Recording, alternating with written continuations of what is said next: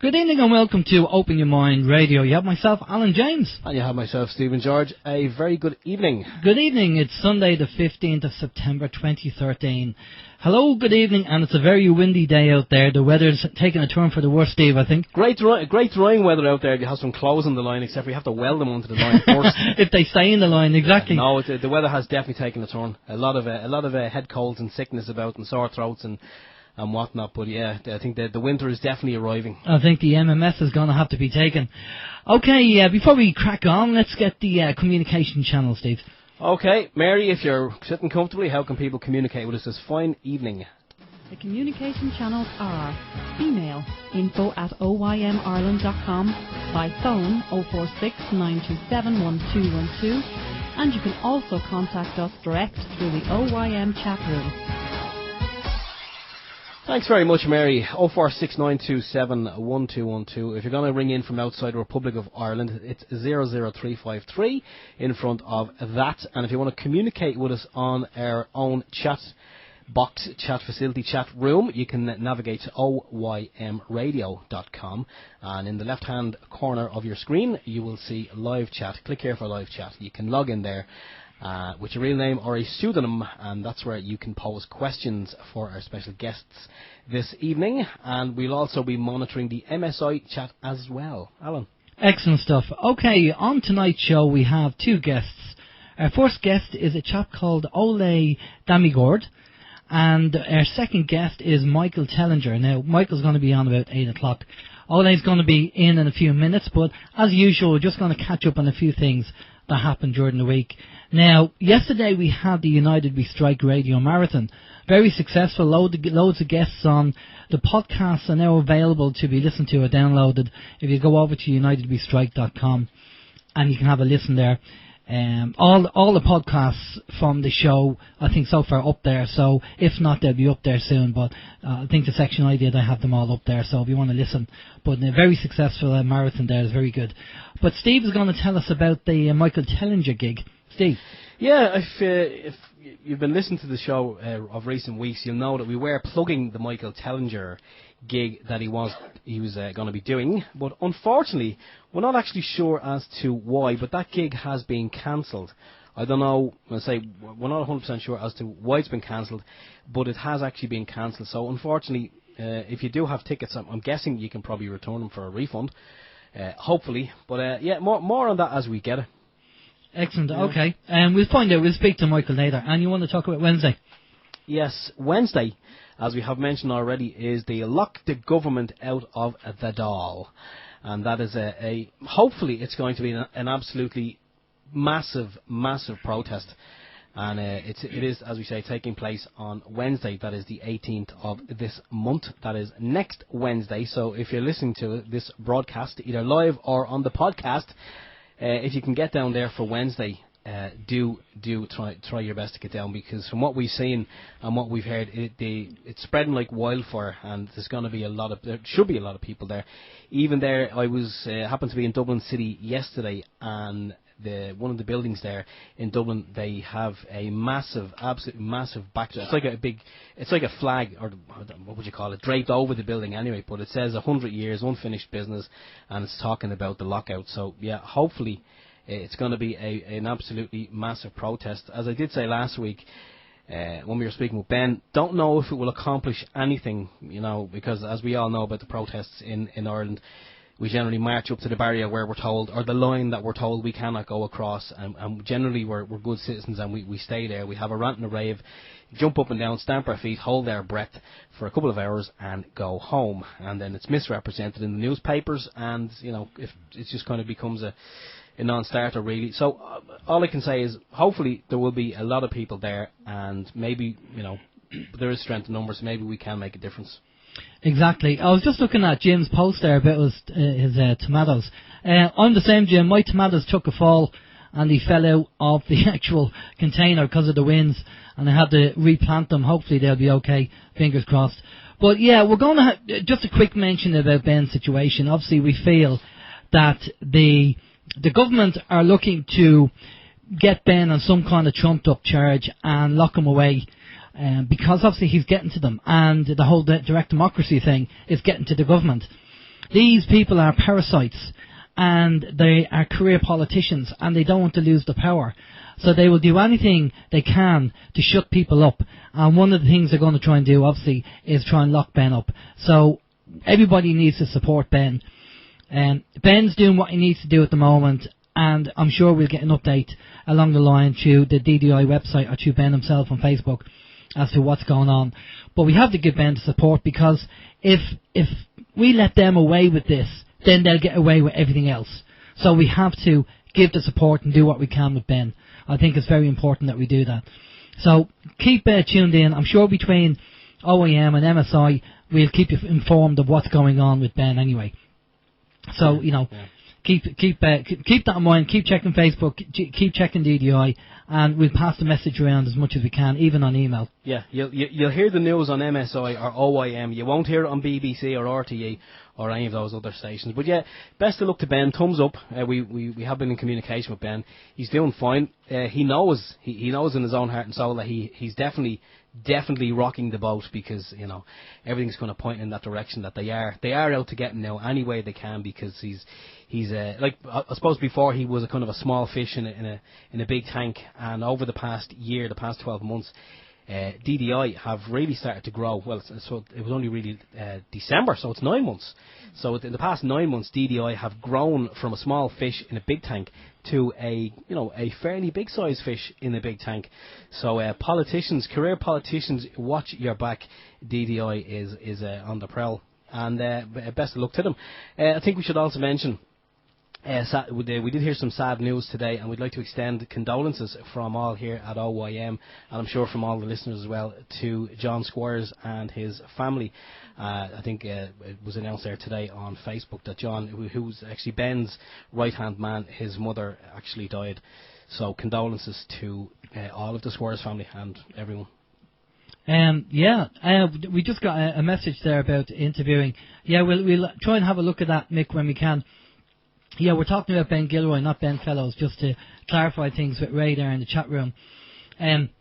But there's an actual gig on. We got an email from Marcus McEwen saying that a friend of his is doing a one-day workshop in Bray, September the 21st, with Dominic Brothers.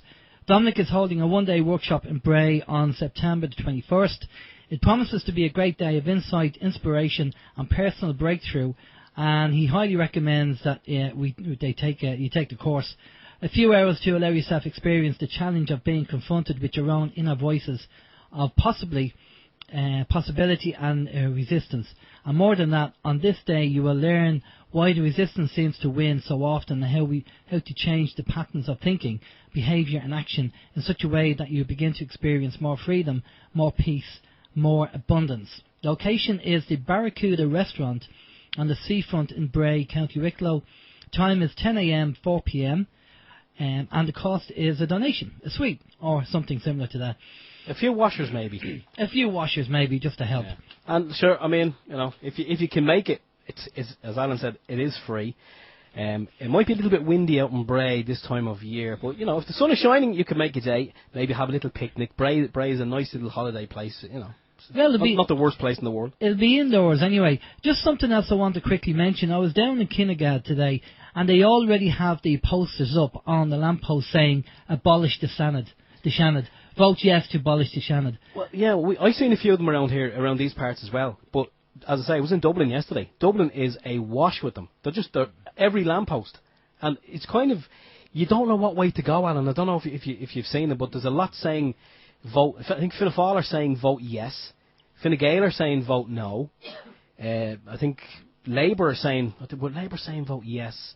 Then there was one from Sinn Féin saying vote yes. And so it's kind of, it's mixed. You don't know what way to go. I mean, you can say, well, if the government are saying yes, obviously we're going to vote no. If the government is saying no, we're obviously going to vote yes. But there's kind of, you cannot get a clear picture from the lamppost. It's confusing. And then I've actually seen a big, huge billboard yesterday, and obviously sponsored by the government.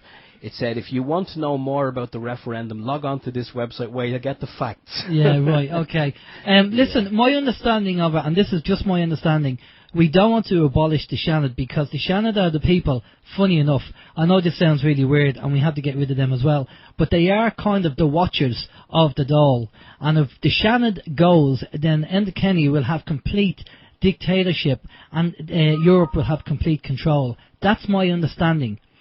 Okay, now I could be wrong, but that's my understanding. Now, I had family members ask me today, and I said to them that make sure you vote no, we keep the Seanad. We have to keep it, because they are the watchers, although there's one or two dodgy people in there, but they are the watchers of the Dáil, and, well, supposed to be. But if that really gets abolished, then Enda Kenny has carte blanche to do what he wants and control from Europe, and we know that he's a puppet. A glove puppet for Europe, and he'll do everything that they say, and it's just unbelievable. It's unbelievable that even with the Ben Gilroy thing, that they spend so much resources on locking people up with TV licenses, and yet the bankers are getting away with so much and nothing's done. It's beggars belief. It really, really does. But anyway, how's your week, Steve? Yeah, my week's been fine. I can't complain. As I just wrote, I thought about this on the way up, and I said I must mention this evening, and that's what I wrote on the back of the piece of paper when I came in. King of the Hill. That's who I was during the week. I could not believe. You know the way I'd be often saying, and I've been saying for a long time now. Depending on what subject matter arises in the canteen and work, I generally throw in my couple of washers worth. And I generally get, the mixed reactions, and there's the naysayers and the people who don't believe what I'm saying, and they can't, look any further than the nose and look at the real information, what's going on in the world. So I was just actually mentioning during the week about Ben and what's been going on with Ben. And I said, imagine this is the way the country's gone. There's a guy who's trying to do the right thing for the country, and the government and the people are just turning on him. The government, the people in government are turning on him because he's trying to do good, because it rocks their cushy little number, it rocks their little boat. Yeah. And that came up during the week, and it just came up. I said it. I was expecting, to be kind of run into the ground and just kind of go back into my little corner and eat me lunch while they all talked about football. But I was kind of surprised that two of them actually wanted to know more. They wanted to know more about DDI, who DDI is, who Ben Gilroy is, and I had to just tell them to just go on the internet and just Google, Constitution stops sheriff, and they'd see exactly who the man was and what he was about. And yeah, there was that, and I kind of found, well, I didn't feel like the king of the hill, no, but I just felt like that people, even in my own workplace, who for the past couple of years, I've always kind of thought were, they just go home of an evening and they're stuck in front of a television and they don't really know what's going on, but they seem to be starting to open up. I don't know if it's thanks to anything I've ever said or done, or some of the emails that I send around. I don't send a lot of emails to my work colleagues, but sometimes I'll find something, maybe on, it'll be something that's, say, we would know here at OYM, or you listening to the show would be well aware of, and it would be tame enough that I could send to the work colleagues. It wouldn't be kind of too outlandish that they would, kind of go, oh, that's not possible. It would be just plausible enough, so it kind of, they'd make them want to know more and maybe ask a few questions. So, yeah, I'd like to, well, not that they're listening to the show, but if they are, if anyone from my place of employment is listening to us this evening, you're very, very welcome. And hopefully by the end of the show, and the end of this year anyway, you'll have really opened your minds. Another thing I wanted to mention as well, that we were going to go to this event in Dublin City today. Alan and I were just speaking about it before we came on live. The planes were flying over the city centre. Normally, I think there's a kind of a no-fly zone over Dublin city centre. And today, I don't know. I actually don't know what the reason was. Nothing I was interested in. But my wife said to me, "Will we go and bring the kids and have a look at the planes?" Now, from time to time, we do bring the kids out as far as the airport, and they can see the planes coming in and landing, and they kind of enjoy that. But we got a better offer, to say the least, anyway. So we didn't bother going into the city centre. What concerned me was, and I'm glad nothing happened, my spidey senses were kind of thinking false flag. I wonder, is this going to be, apply for maybe something to happen? and it really kind of throw people off the scent of what's going on, with the whole government thing and what they're about. I thought this could be used, for sinister purposes, but thankfully it wasn't. So that was kind of cool. Seen a few pictures of it on Facebook and from a few people who were there, a couple of friends of mine, and they were actually very low flying airplanes. Okay. Very, very low flying. So anything could have happened. There was something else I was going to mention as well, and it's actually I didn't write it down there. It slipped me. Oh yeah, it was the video. There's a chap done a video, Mick Blake, and he says that there's this guy called, I never heard of the guy. His name is Mr. Tepper. Tepper. I hadn't heard of him before, but seemingly he's like king. He's king of the hill behind the whole banking scam and the austerity and everything that we're kind of in today. Seemingly he really benefits from a lot of that, and he's on Bloomberg TV. He was quoted saying stuff about the Bank of Ireland, and basically he just bought everything up. So he's kind of reaping the rewards. But a guy called Mick Blake, he's on YouTube. He done a song about Mr. Tepper and the whole banking fiasco. I watched the video this morning. It's actually on the very top of the chat box here in OYM. I did post it up there earlier on today. I did contact Mick Blake and asked him, could we maybe perchance use the song and play it during the interval or something. He hasn't got back to me, so I won't assume we can. So I've just left the link there anyway, if anyone's interested in seeing it. But that's my week in a nutshell. That was yours. Okay, well, very quickly, I'm going to be taking a 3-week sabbatical from OYM. Holy God! I know, please don't all cheer at once. I've been kind of running with OYM for over 3.5 years now, really, or three and a bit years. And I know Steve has been there as well, but I haven't really had a break. So I'm taking, and even people have said to me when I said I'm taking a sabbatical, they say, you mean you're taking it now with everything going on in America and ISON and this, that and the other? And I said, well, look, when is the right time to actually take a break?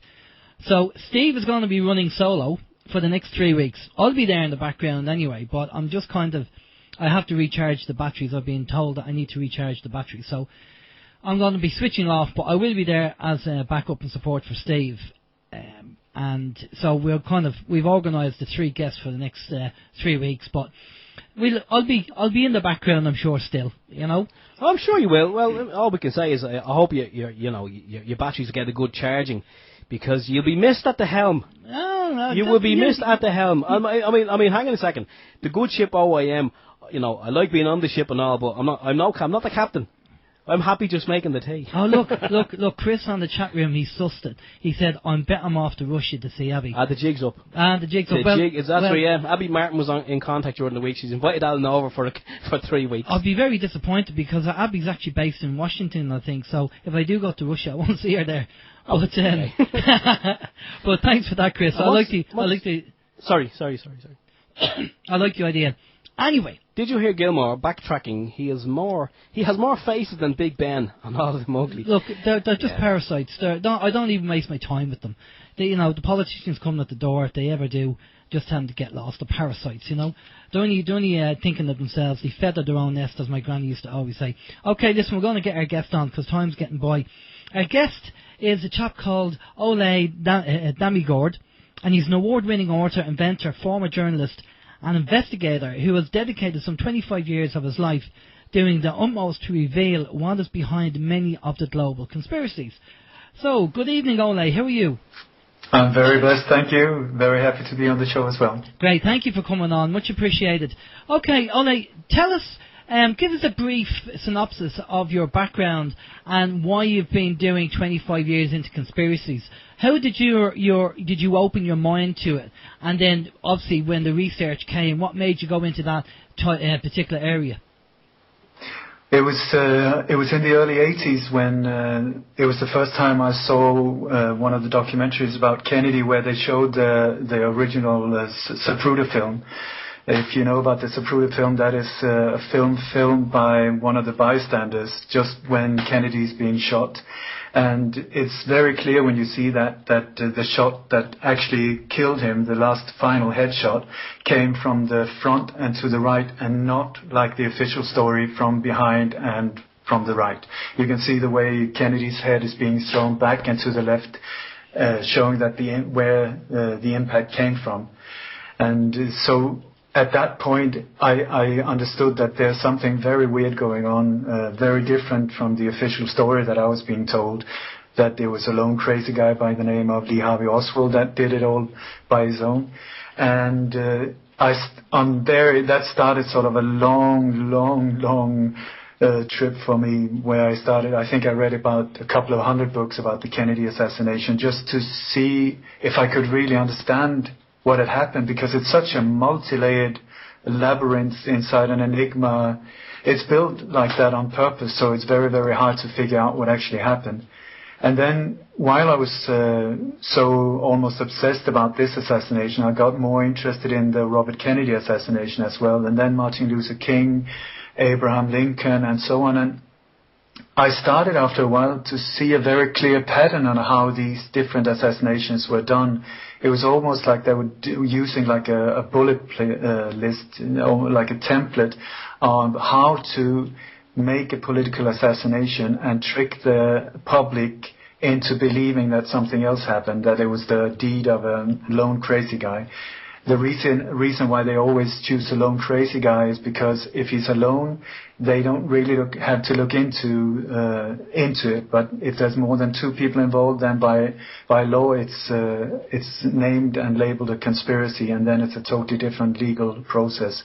And why he's crazy is because then they don't need a reason. That he was just crazy, he shot the guy, and that's case closed, boom.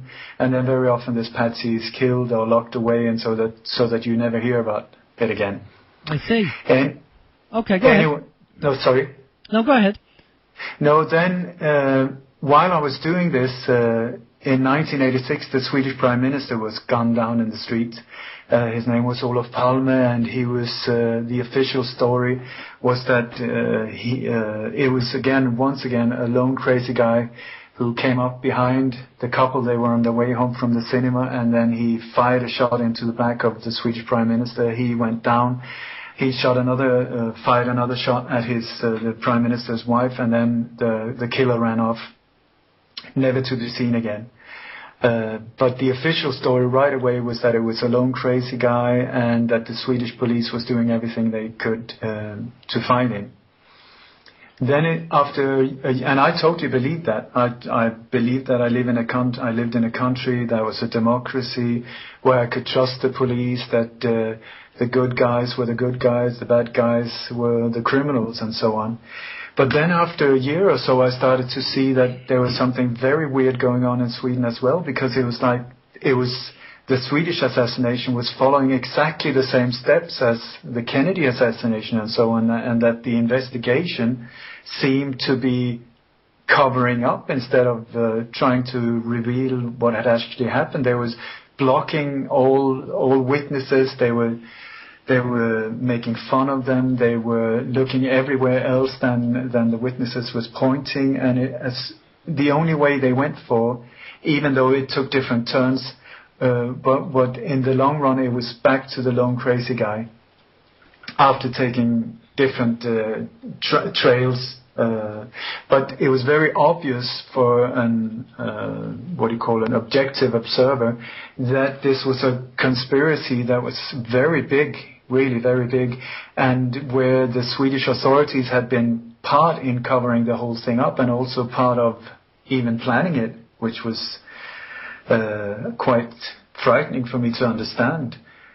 And then when I started suspecting that this was going on, I checked the bullet list that I had made from the other conspiracies that they followed, how to get away with this and how to make it drag out over years and years, so that in the end the public would be so tired and fed up with the whole thing that they would just let it go and it would just disappear in the horizon.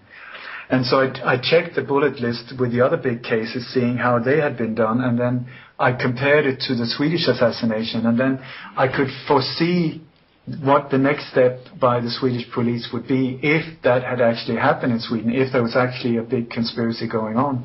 And a week or so later, exactly the thing that I had suspected happened. And that really freaked me out, because then I thought, oh my God, even here in Sweden, because we had been so brainwashed with Sweden being the perfect democracy, the white island in the corrupt world where there was, the prime minister didn't have bodyguards, there was no violence, no murders, no corruption, no nothing. And then suddenly this turned up and just starting to uncover a massive boil of infected, stinky things.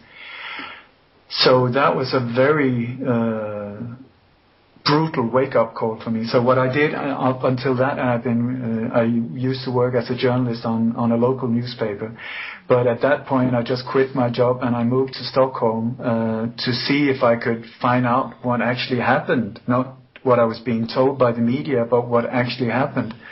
And I took all kind of crap jobs like a bus driver, and I cleaned toilets and worked in factories, more or less that type of thing, just to keep alive and so I could do this research.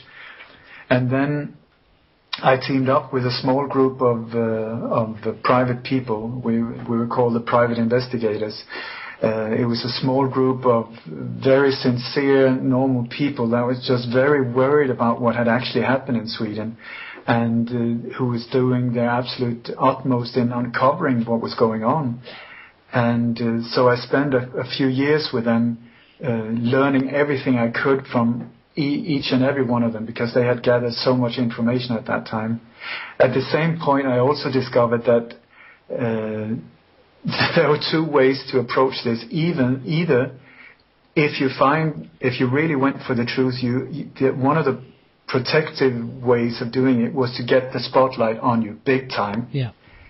Otherwise, you needed to go really low, under the radar type of thing. So since I was Mr. Nobody, I felt there were so many strange suicides and accidents around this assassination a few years down the line. So I just felt I need to go very, very carefully, step very carefully. So I spent many years looking into this. I tracked down several foreign secret agents, I tracked down assassins, I tracked down mercenaries, I tracked down more or less everybody who was involved in this assassination, but without them knowing, thank God, because like I said, these people have a very brutal way of solving problems, and that is like I say, either you get warnings, and otherwise they destroy your career or your reputation, and if you don't move back, they get at your kids, or you end up in a bathtub fully dressed, or you shoot yourself in the left temple when you're right-handed, or whatever. Can I ask you something about that? How far down the line have you been with this? And did anything happen to you, or have you got any instance where something like that happened? I had two friends of mine who got murdered.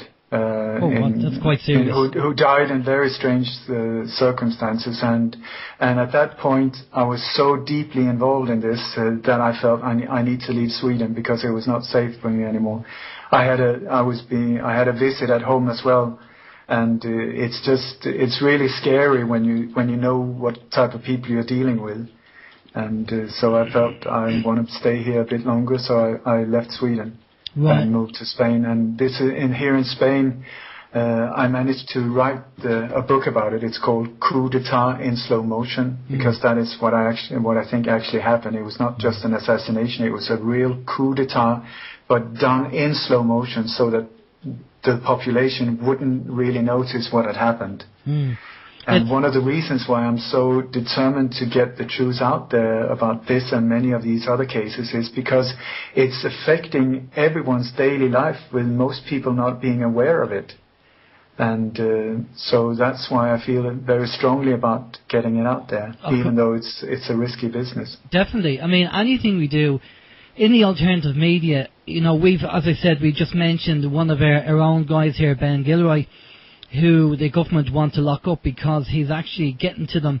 He's promoting a system over here called direct democracy, which gives the power back to the people, and obviously the parasites in our government want to shut him down because they want to keep the power, and you want to keep screwing the Irish people, and we're not having it anymore. We're trying to put an end to this, and there's a big lockout on the 18th. of September. But just getting back to the conspiracy thing, let's just take, for example, very quickly, John Lennon. We have the movie out, Mark Chapman, apparently he's the guy that killed John Lennon. In the movie, Jared Leto, from a rock band, I forget the name of the rock band now, I've forgotten the name of the rock band, but he's a singer in that rock band, and he had to put on weight to play Mark Chapman. Now, they talk about Mark Chapman being an MK Ultra, a mind control, stool pigeon. What's your take on that? Yeah, I totally agree upon that, and also I know who shot John Lennon, which was absolutely not Mark Chapman, and this is one of the things I've been focused very strongly on for the last few years, is to track down who actually committed these things. And what I found is that there's extremely strong links, personal links, all the way from the Kennedy assassination to the Watergate burglary, to the killing of Che Guevara, to the killing of John Lennon, to the killing of Martin Luther King, Olof Palme. Many of these people have been taken out by the same small team of people that I'll get back to. When it comes to John Lennon, what happened was that John Lennon was a boil in the butt for these people. When somebody is standing up for peace and people start listening to them in more than just the thousands, but in the millions, they become a major problem. And this is why people have been taken out. People like Martin Luther King, Gandhi, John Lennon, Bob Marley, these type of people, Lady Diana, and so on. When they start up and say, stop, fight, go to war, stop this, let's be friends, let's join let's join instead of destroy, let's make babies, not wars, and so that the global elite cannot push their agenda forward, then they deal with these people. And John Lennon was just about to release his comeback album, and he had been J. Edgar Hoover, the FBI director, and other people way up in the American government had been, they hated Lennon. And what happened this evening was that Mark Chapman, just like you say, was MK Ultra. Just like in quite a few of these incidents, they use people that are, I wouldn't say weak, but very receptive to hypnosis and other things, and they are being put through quite awful things, different types of torture and so on, that will make the personality split into more than one, and then they can compartmentalize the mind of these people, getting them to do things, being one person, and then kick them back into another personality. So the other personality has absolutely no idea what the other one did, and so on. But they don't trust these people. They make them the fall guys. They don't trust them being the skilled killers. So that's why they only use them as patsies, as far as I know, at least most of the time. Exactly, I totally agree with you there. And I think we can do that with the JFK killing as well. They're set up as patsies and they're just passed off as the killers, but as we both said, we know that there's more people involved than Can I just go back to John Lennon here? Yeah, go ahead, yeah. Okay, because Mark Chapman was there in the morning, and he was. It's quite important also that if you look at the Bush family, George Bush Senior and Junior, the Bush family is very central in the global elite, and they're extremely criminal. They pop up everywhere when you look into these things, and also both John Hinckley, who did the shooting at Reagan, but also Mark Chapman. Both of these two people, the two patsies, were actual so-called friends of the Bush family. But while they were being friends, that was also why they were going through these MK Ultra things. Anyway, in the evening when John Lennon came, they came straight from the studio going back to the Dakota building, and it was Yoko Ono, John, that came out, and Mark Chapman was standing to the right. He was just standing there, not saying anything. They left the car and went into the building. Yoko Ono was like 5-6 meters in front of them. She entered the building, and John passed Chapman and started walking towards it. Now, Chapman was standing to the right, and the shots fired, all of them were fired and hit him from the left. So it's a bit of a no-brainer. Many of these conspiracies are no-brainers. You just have to look into it and see what actually happened, go back to the crime itself, and then make it out from there what actually happened. So the person who was standing to the left, it was a doorman, an elderly gentleman-looking man who was standing in like a small doorway, and that is exactly where the shots were fired. Now, if you track down this guy, he's mentioned in the first articles that came out, and also the first interviews. You can hear some witnesses also on YouTube. There's one woman saying they came just after the shooting, and the woman said Lennon was arguing with the doorman. He was arguing with the doorman. That doorman, his real name was José Perdomo, and José Perdomo was for 10 years the head of a small hit team. It's called Operation 40, and it was created in the early 1960s. It was called Operation 40 because it was a team put together of highly skilled assassins, mostly exiled Cubans, and it was created by the order of Eisenhower, and the guy who was put in charge of creating this team was Richard Nixon, quite unknown at that time. And the guy put to fund the whole thing, not paying himself, but to fund the money from oil companies in the South, and also get other millionaires in on the deal, was George Bush Sr. Now, this team was put together for the original task was to take out Fidel Castro, which was a real problem on their agenda. They really wanted to get rid of Castro during many years, and they made several attempts. But this team, once they started having problems with JFK, which was after the missile crisis, where it was so close to open a nuclear war. I mean, it was like Kennedy was more or less sitting with his finger on the red button, and with the generals around him just screaming, "Push it, press it, get going." And Kennedy, with tears in his eyes, said, "I refuse to be the one who starts this." And it was almost like at that point he understood the madness that he was involved in, and he decided, I am not going to be part of this. And after that he made a totally different approach.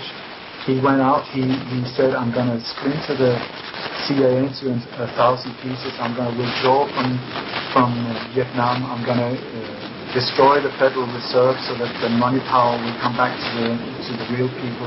Ole, can I stop you there? The Skype is getting so bad. There's so much static coming off the Skype that we're just finding it hard to actually hear you. We're going to we're just going to disconnect and reconnect again, okay? So just bear with us. Okay, sorry, just the signal was getting so bad with Ole that... I think it's a satellite link, is it? The satellite link was acting up there, so we're going to try and call him again. Are you there, Ole? I am indeed. That's brilliant. Go ahead, carry on. It's just the link got so bad that the static was wiping you out there. Go ahead. Yeah, I don't know. How long did you hear? Yeah, no, just carry on what you're saying about the Bush family and how they were involved. And you said about Kennedy they were wanting him to push the button, and he said, no, I don't want to get involved in this. I suppose that's where the speech came about from Kennedy, I suppose. Okay, yeah. After that thing, Kennedy started a totally different approach. He went out, he said, I'm going to destroy the CIA into 1,000 pieces. I'm going to destroy the Federal Bank Reserve, which is a massive slavery tool, actually, controlling the money and putting the population into total debt. He fired many of the top guys in CIA and NSA and so on, and he said, I'm going to withdraw out of Vietnam, which was a war that hadn't even really started. They were only like 16,000 advisors in Vietnam, and that was when the power elite just said, "Shit, let's take this guy out because he's totally out of order." And the reason why they took him out in an open street in front of cameras and all of these things was to show the people in the corridors of power that to scare them. And to really say that we can get anyone, anywhere, anytime. And this is the reason why they, from time to time, make these hits right in the front, right in the open. It's just to shut people up. And you will see also very often following these assassinations or different terror attacks or so on, that there's almost like a conspiracy of silence afterwards, that people in, on high-level positions, they never say anything critical. They always follow the official story. They know that they don't know the details maybe about what happened, but they know the power behind it, and they know that they could be the next in line if they didn't behave. Exactly. Tell me something, because obviously we're conscious of time. Tell us about what your take is on the Woolwich beheading and the Boston massacre or bomb. Okay, one of this elite, they use different methods. They use a very classical one that the Romans invented. It's called problem, reaction, solution, which is instead of forcing someone on the population and then having lots of problems with demonstrations and underground movements and guerrilla things and stuff like that, they secretly create a problem.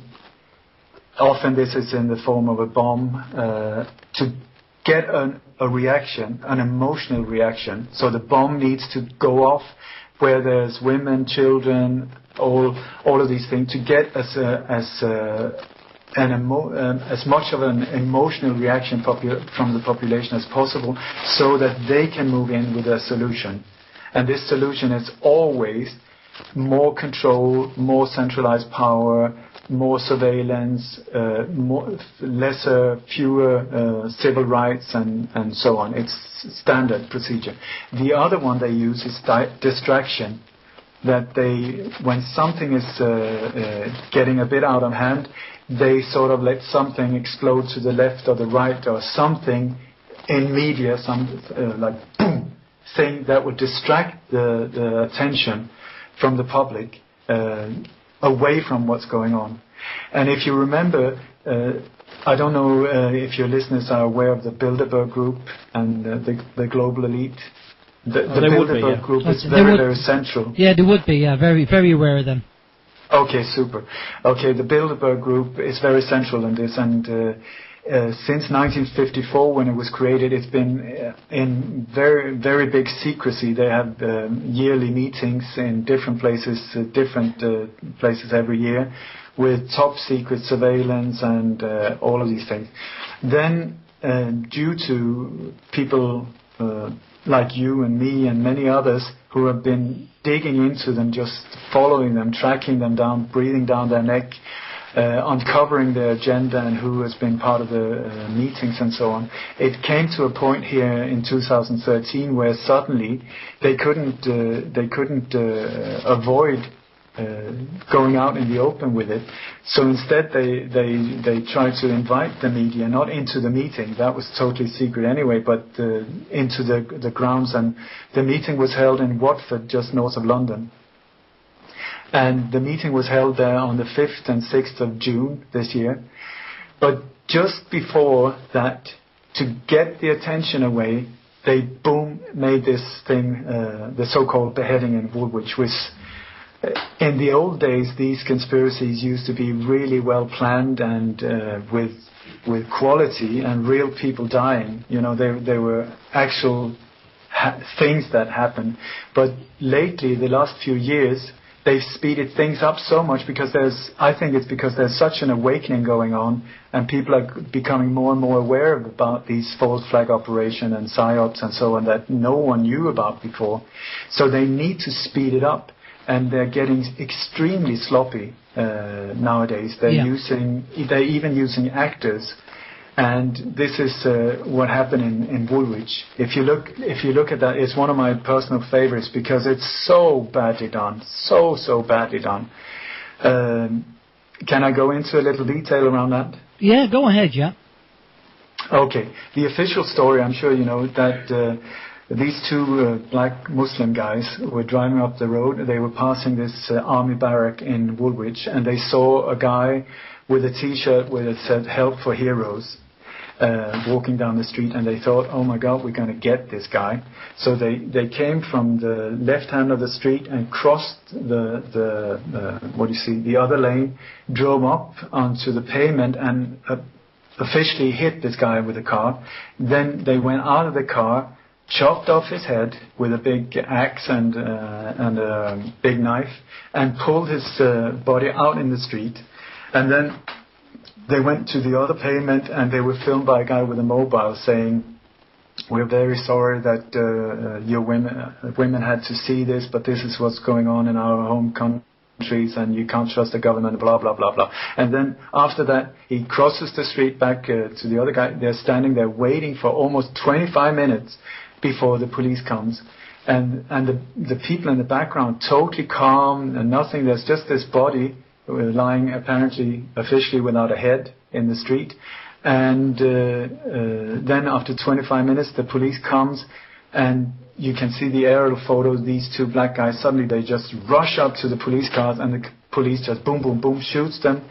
First they're dead, then they're alive, then they're dead, then they're alive, and so on. But that's the official story. If you start looking into it, step one is that it was the biggest distraction away from the Bilderberg meeting. Suddenly the Bilderberg meeting was totally forgotten. There was all this thing about Muslims being crazy, and there were riots started and so on. But if you look into the whole thing, with all of these things, you have to just use Farmer Brown logic, what I call 2 + 2 = 4. There's a logic sequence to things. There's a logic behind feelings and emotions that are going on in a site like that, and so on. And if you just look at the plays, the first thing is that there are two different takes of the same guy. He's saying the same words, but if you look at his gestures, the angle of the two films are different. The different angles, and his gestures are different as well. But he's saying the same words, or saying that you can see that he's talking from a script. Then in one of the takes, he's got clean hands, the knife is clean, there's no blood on anything. And then in the other one, his hands are totally red on all the side, not just like squirted blood or anything. There's no blood on his clothes, there's nothing, just the hands. It's like he's dipped it in paint. And then if you look at the background action, if something like this would happen, if you check out other actual happenings, you will see that people around it, if somebody is murdered like this, normal people are furious. They try to throw rocks at the guy who did it, or string him up, or fight with him, or take away his knives. Here, the background action is like 100 or at least 100 meters from where he is. And they're just standing, hanging around, not doing anything, looking the other way, picking their nose, and so on. And you got two women also who comes with shopping bags while he's being filmed. Shopping trolleys, and they just pass this guy with a big bloody axe and a big knife. They don't even look at the body in the street, and they just pass him very calmly.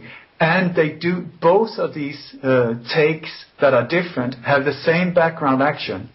The same people coming in the background, but differently. Is that guy dead though, Lee Rigby? Is he dead? Did they kill him? No, absolutely not. Absolutely not. This is a staged event. It's to create an emotional reaction from you, distract you, to create an emotional act, and then look that way. And I think the reasons why they've started with more and more actors, they've done that with Sandy Hook, the Aurora shooting, the Boston, and so on, is that I think the problem they have when they kill someone in real life, if there's a big terror act or something like that, they have a massive problem with their relatives. They have problems with, like if you kill somebody, that mother and father, they will pester you. They will never give up. So you have a massive problem. The more people you kill, the more relatives you have after you that will just not give up. They will just keep on. So I think that is one of the reasons why they started to do these staged events.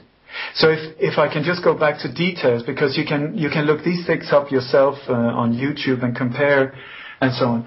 If you think of it, they were just outside an army barrack, yeah? Okay, there are hundreds of soldiers in there. Yeah. Bodies of this guy, they just chopped the head off. Where are these guys for 25 minutes? Where's the traffic? Why are there no horns playing? Why are there no cues? Why are there not? The surveillance cameras were turned off as usual. They are that standard procedure. All of these different assassinations, you can count on it. There's no cameras on. And also, I worked as an extra in many commercials and stuff on Mallorca. So I know I'm really good at walking in the background. You know, I can chew chewing gum and walk at the same time. And one of the things you're told is they make a mark. They say, okay, they make a cross here in the pavement on the asphalt. And they say, okay, this is your starting point, and that point over there, that's where you finish. So if we have to take 14 different takes, that is where you start, that is where you finish. If you look at this one as well, you can see on the pavement or the tarred road, there are these crosses showing exactly where he goes, where he starts to go, and where he finishes. Well, can I ask you something? How do you rehearse this? You know, they obviously couldn't rehearse this at the location. So did they have it? I'm just going to say how this is staged, how you normally do, if it's a commercial or whatever. If you shoot a commercial, you pick out the scene. Often, if you have to do a scene in a city or something like that, you pick a place where you can cut off the roads on whatever, like 200 meters. You can't block the traffic, so you need to make it that they can drive around. Okay, and that is exactly, if you look on a Google map, this is exactly how it is. You can redirect the traffic around it. Then the extras that is used for the background action and so on, they always come in a bus. And then you have almost always white trucks that are used for makeup, clothes, these type of things. If you look at what happened in Woolwich, the street is blocked off. What is it blocked off with? A big bus and a white truck and a cab. These are blocking off in one direction. In the other direction, the road is just diverted so that there's no traffic coming in that way. Then there's absolutely no blood from the body. I mean, here we're saying that his head was chopped off. You cannot do that without an awful lot of blood. There's absolutely no blood. Then on the aerial photos taken later, you have blood on the pavement showing how they pulled the body out in the street. But on the early photos, nothing. Then you have the car that is supposed to have come from the left-hand side of the street, and then crossing the other lane where there's traffic coming towards you. It should be. It's crossed over there and then up on the pavement, and then it's crashed into a sign with a sign pole. But the sign pole is absolutely not dented at all, even though the car is totally crashed. There are no skid marks. There's only oil coming out underneath. So the car has not hit anything, except it's been put there. It's been put there with a crane or something like that. I don't know. Then you have when they film it, there's this woman who they say was just passing by on a bus. She lies down to this beheaded body, totally calm, and sort of is looking at it, and then gets up and starts talking to the guy with a knife, saying, "Oh my God, you shouldn't have done this." You know, so calm, and people in the background fiddling around with their mobiles, being bored. It just does not make sense at all. Tell me something. Obviously, the cops who appeared on the scene and shot the actual the black guys, they obviously were shooting blanks, being actors.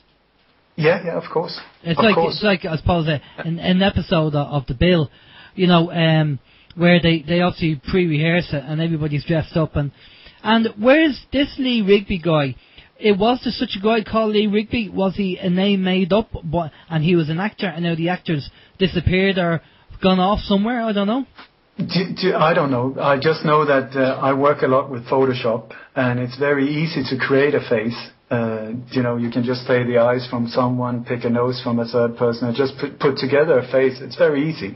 And if you look at it, like they scripted it, they script them so badly. You know, it's to create a so strong emotional reaction as possible. So they put it together like the bad guys. If you look at them, they're dressed in black. They're black skin. They're black. Everything is black. And then you have the hero which is even called Rigby. You got the Eleanor Rigby thing that sort of it resonates in the minds of people. Yeah.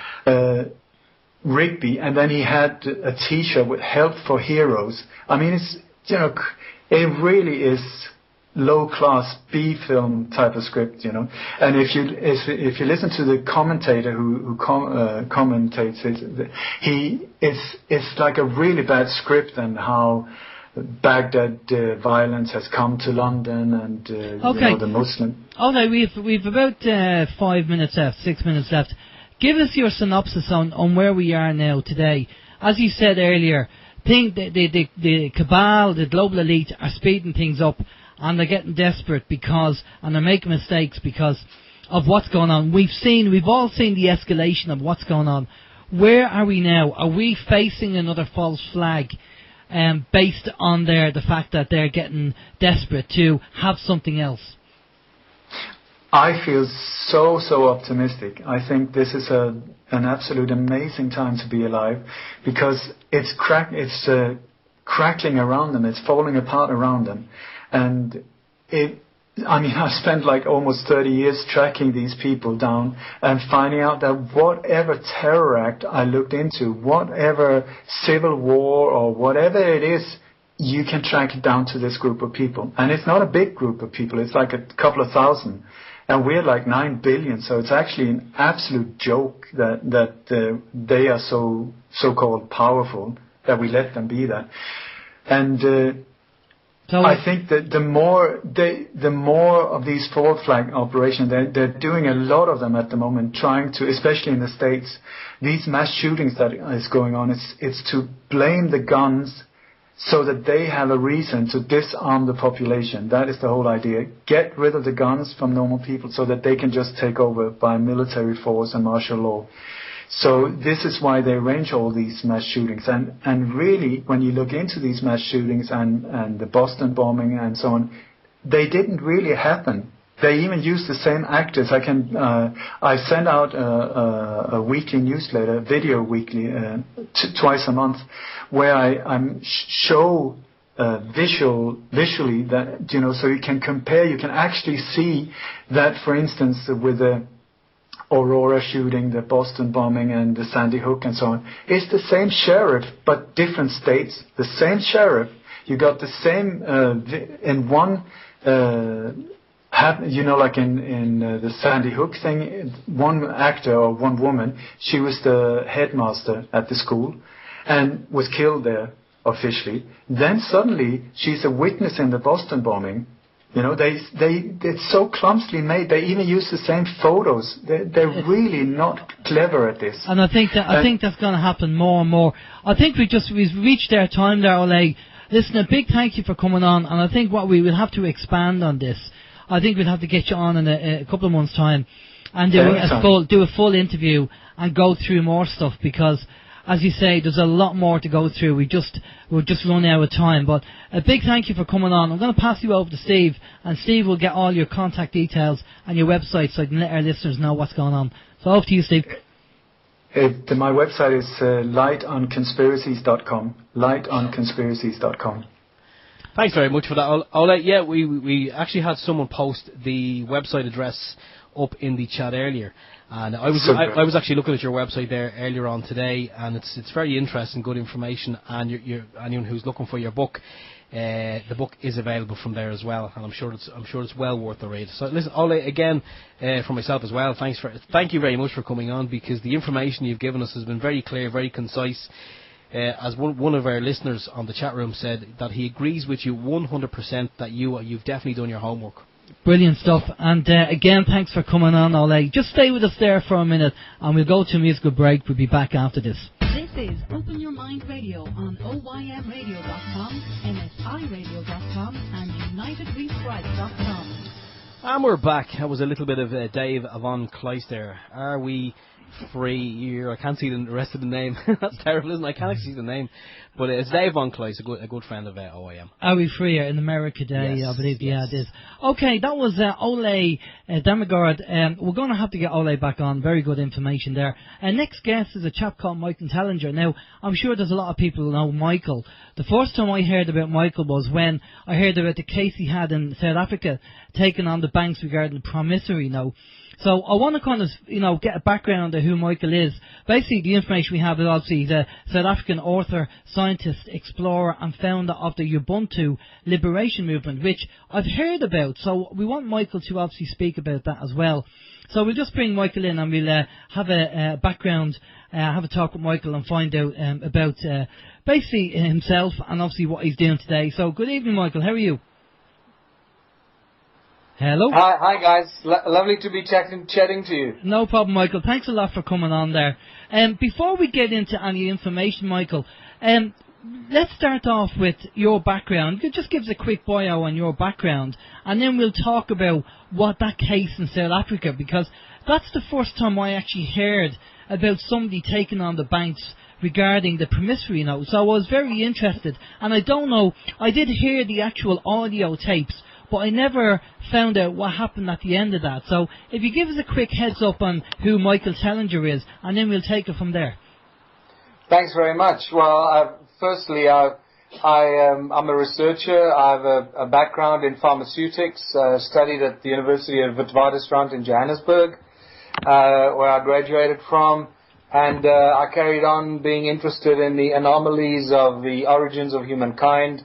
The moment, like anybody else, when you start doing research into the origins of humankind, you find out that things are not the way they seem, and that what we are taught at school is not necessarily the truth. In most cases, it is far removed from the truth, and you have to go on your own journey of discovery and find alternative sources of information. So I started researching that many years ago. And in 2006, I wrote a book called Slave Species of God, which is sort of a compilation of many of the books, including, the things like Fingerprints of the Gods and Zachariah Sitchin's work and Eric von Daniken's work. And I pulled all that information together and I presented it on a slightly different platter, which seems to be very pleasing to a lot of people. And it talks about the alternative origins of humanity as a slave species, to a more advanced race of beings, and that led me to learning more about how things evolved over hundreds of thousands of years. When I discovered the vanished civilizations of South Africa in 2007 and started researching the mysterious stone ruins in South Africa, only to discover that they have signs and scientific evidence, which I present now, that there was a vast vanished civilization of many millions of people that had left behind more than 10 million stone structures scattered throughout southern Africa, and they had an advanced knowledge of technology and science, and this is what I've been sharing with the world. They used sound as a source of energy, and this is a huge discovery for me, and I guess for those that follow my work, because it suddenly brings us back to many of the creation stories, if not all of the creation stories of ancient civilizations. That sound seems to be the primordial source of things. And obviously, throughout this research and all these discoveries, you start realizing and figuring out how things have unfolded over thousands of years. And one of those critical components in this whole story of humankind is the sudden and mysterious and malicious appearance of money into the human race. And that's when it gets really exciting, when you realize that money is not a consequence of barter and trade or thousands of years of evolution because of barter and trade, but in fact that there was a specific point in time in human history that money was introduced together with the legal systems as a tool of enslavement over the human race, and that changes everything. And I guess once you realize that the same royal political bloodlines that we read about in the Sumerian tablets were introduced to the planet and thousands of years ago, and it is still the same royal political bloodline of beings that control this planet through their royal bloodlines, and which is directly connected to those who run and operate the financial and monetary scam that has enslaved the populace of this planet. Okay, and obviously, with all the education and the stuff that you learned about that, did that spur you on to do what you did regarding your promissory note and the bank, or was that just caused because of frustration, or was it, how did that come about? Well, it came about me realizing that this stuff called money that we use is just, fictitious pieces of paper that are printed, white pieces of blank, useless pieces of paper that are converted into these strange pieces of paper with fancy logos and stamps on them that suddenly have this great value. So what happens between the one side of the printing press and the other side of the printing press, and this process gets controlled by a small number of families in the world that run and control the world and control the printing of money and own all the central banks. And I started to realize that at that stage there was a huge explosion regarding the sovereignty, or the sovereign man or sovereign human. And obviously there's a crossover that happens there as well. How our sovereignty is being encroached upon, and how we as sovereign, living, breathing human beings are being enslaved by those that control the supply and distribution of money. So I had a home loan, a bond, what we call in South Africa, and I was 2 or 3 months in arrears, and I started getting harassing notes from the bank. And it was at that stage that I started realizing that the banks didn't really have a case against me, because they had sold my promissory note, and they were no longer the legal owner of the bond or the contract, and therefore they were actually acting unlawfully. So I thought, you know what, let me just take them on. What have I got to lose? I've got the house to lose if things go wrong. And I was pretty confident that I knew what I was doing. Little did I know that I was walking into the lion's den, and into the holy of holies of those that control the global scam. Did you think there was justice, that you'd go into court and the judge would have a look at this and go, yeah, you're right there, the bank don't, they can't produce the promissory note, so you're okay there, it's your house and that's it. You obviously, was that because you didn't understand that there was a cabal controlling the global system? Yeah, absolutely. I was as naive as most people are when they start realizing this. I thought, well, here I have all the proof. They're no longer the owners. I'll walk in there, I'll present my proof, and the judge will look at it and he'll say, oh, absolutely, and he'll start cross-examining the banks, and the banks will have to answer questions, and they'll incriminate themselves, and it's going to take 20 minutes, and we'll be out of there. And unfortunately, that's not the case. As you said, it's a cabal. Remember that what I discovered through great experience now, more than 3 years in the courts of South Africa, or about 3 years through the Supreme Court in Johannesburg, and then also the Constitutional Court of South Africa, where I've taken on the banks on various levels and for various things and transgressions, together also with Scott Kundal, who then during the process, when Scott and I first appeared in the court on the same day, he was arguing the same arguments from his perspective with his farm or his community that he's developing in the Drakensberg of South Africa. And so we ended up in court together. They're trying to lump us together as some sort of a cult in the first 2 times we were in court, until I made it clear to them that there's nothing wrong with a cult and that was just discrimination. They dropped that very quickly. But then we realized very quickly that it's just part of the cabal, as you said, and that the courts and the judges in South Africa are totally and utterly controlled by the banking institutions. Well, there's no different over here, Michael. We're the same. The banks are getting away with blue murder over here in Ireland, which I'm sure you've probably heard about. And people who don't or can't pay their TV license get locked up. How convenient is that, So, our government is doing the exact same thing. They're being controlled. No different there. And like a lot of other countries, the same thing. That's why we have a big lockout at the moment coming up on Wednesday. Now, your gig that you were planning to do over here, can you tell us why that's not going ahead? Yeah, thanks very much. We had a tour just so that your listeners know, we just finished an extensive tour of the United States of more than 20 cities, and it was my 4th year touring the USA, and we were heading out to Europe. We did one big event in Germany, in Heidenheim. That was a huge event with about 1,000 people, and we were supposed to come to the UK and Ireland to do about 12 presentations in 12 cities, and unfortunately there was just a real lack of organization on the ground from various people that we felt very sort of disappointed and I guess to some extent let down based on how we work things in America, which is really well organized and well planned ahead and at least 2 months ahead of the time. This was not the case, so we felt very uncomfortable going into an unknown situation. We didn't know what venues were booked a week before we were supposed to arrive.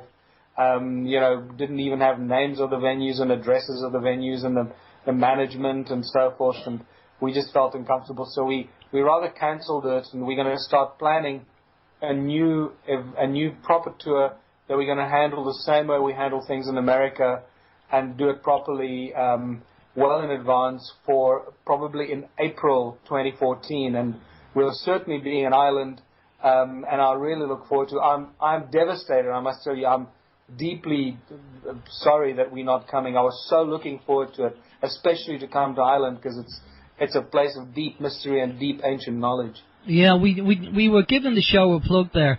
Obviously, you're coming over, so we'll say the same thing again. If you do get that sorted, please contact us and let us know, and we'll advertise the shows that you're doing over here in Ireland, because again, it's all part of the education. What I want to touch base with you is, what do you feel is going on now, Michael? What's happening? I mean, we just spoke to Olay, the previous guest, and he said there's a massive escalation of the Cabal. They're rushing things and they're making mistakes because they're getting desperate. What do you think is going on now, and where do you think we're at from a kind of population point of view? I would agree. It's difficult to put your finger on it exactly what's going on, but I would definitely agree that those who are trying to assert their control over humanity are slipping up. They are making mistakes, and it's obvious because what is happening on the other side, it's always a balance. What I see happening, especially from my extensive traveling through the United States, we see a rapid rise in consciousness and the awakening of people realizing what's going on and being completely very, very unhappy with the situation and prepared to stand up and be heard about it, as whereas 2 years ago or 3 years ago that was not necessarily the case. So what I see happening is that the faster the rise of consciousness, the more draconian the implementation of rules and conditions and laws against the people by the Cabal and the governments, the corrupt governments that are controlled by the bankers and the bloodlines and whoever is running the scam from the top. We don't really know who those people are, and I guess many of them are probably not even off this planet. If you follow the information from some researchers. So I think that they're making mistakes, and by making mistakes, because it's like they're under stress. They're just as much under stress as they're putting the rest of society under stress through their more draconian rules and regulations and the oppression of humanity. And I guess if you watch the news, if you watch the mainstream news bulletins, it's become laughable to see what is going on. It's just an absolute platform, propaganda platform for politicians and the banking institutions and the large global corporations. That's all it's become. It's ridiculous. And we're getting so attuned now to the whole false flag thing. Where, we know 9/11 was a false flag. They used the Hegelian dialectic, problem, reaction, solution, to do what they needed to do. But now they're doing it, either they get more desperate, they're doing more false flags, and it's getting more obvious that as soon as something happens. I mean, if you let's keep an open mind to this. We look at the serious situation at the moment. Now, there is a chap on the internet called Cobra. I don't know whether you heard of him, Michael.